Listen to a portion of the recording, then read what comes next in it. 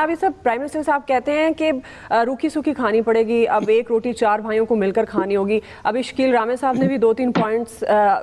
کیے ہیں ریز. آپ کے خیال میں ظاہر ہے اب یہ قربانی صرف عوام سے کیوں مانگی جاتی ہے؟ اپنے اخراجات وہ بڑھائی جا رہے ہیں، آپ نے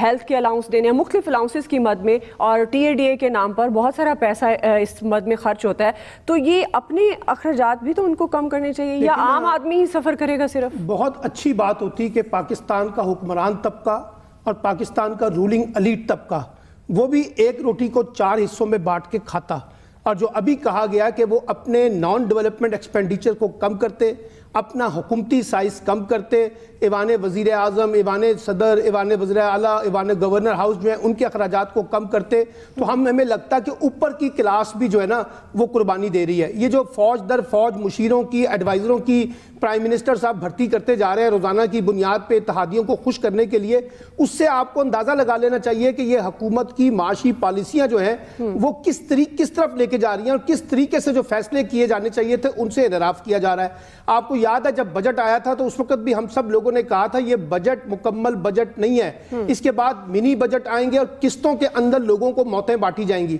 اب آپ مجھے بتائیے، جب آپ کسی انڈسٹری کے اوپر یا کسی کے اوپر بھی ٹیکس لگائیں گے تو وہ اس ٹیکس کا خسارہ کس سے پورا کرے گا؟ وہ عام آدمی پہ ہی بوجھ ڈالے گا نا، کیونکہ اس نے اپنی جیب سے تو نہیں دینا. تو جب وہ لوگوں پہ بوجھ ڈالے گا تو آج خود پرائم منسٹر صاحب نے جو اپنا اقتصادی ٹیم کے ساتھ خطاب کیا ہے، اور پھر اس کے بعد مفتاح اسماعیل صاحب نے قومی اسمبلی میں تقریر کی ہے، انہوں نے صاف کہہ دیا کہ ہمارے پاس ابھی ریلیف دینے کے لیے کچھ نہیں ہے. تو کیسے وہ آپ یہ پوائنٹ اٹھا رہی ہیں کہ جناب ہم لوگوں کو ریلیف دینا چاہتے ہیں؟ لوگوں کو ریلیف دینا اس وقت پاکستان کا جو رولنگ ایلیٹ طبقہ اس کا ایجنڈا ہی نہیں ہے، وہ تو ایک مخصوص طبقے کے بینیفیشری ہیں. اب آپ مجھے بتائیے کل کس نے ان کو کہا ہوگا صنعت کاروں کو کہ جناب آج ہم آپ پہ سپر ٹیکس لگا رہے ہیں، اپنے پیسے نکال لیں، اور وہ نکال کے آپ نے پوری مارکیٹ کو کریش کر دیا. تو سوال یہ ہے کہ جو لوگ یہ کہتے ہیں کہ عام آدمی قربانی دے، بھائی بات یہ ہے کہ اگر قربانی دینی ہے تو آپ کی طرف سے آنی چاہیے نا قربانی. کیا شہباز شریف صاحب وزیر اعظم کے طور پہ ان کے وزیر فوج در فوج جو ہے یا ان کے نیچے ٹیمیں جو ہیں،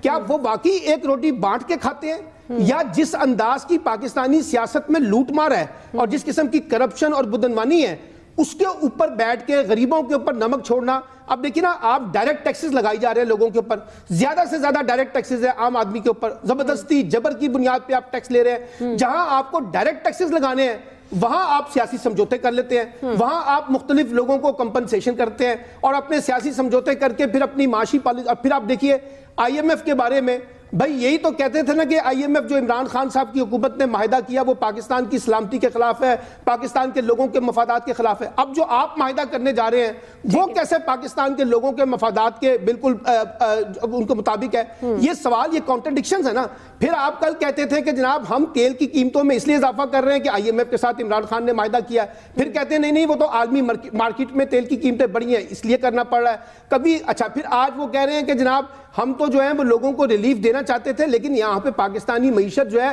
وہ ایک دلدل میں چلی گئی ہے، ہمارے پاس دینے کے لیے کچھ نہیں ہے.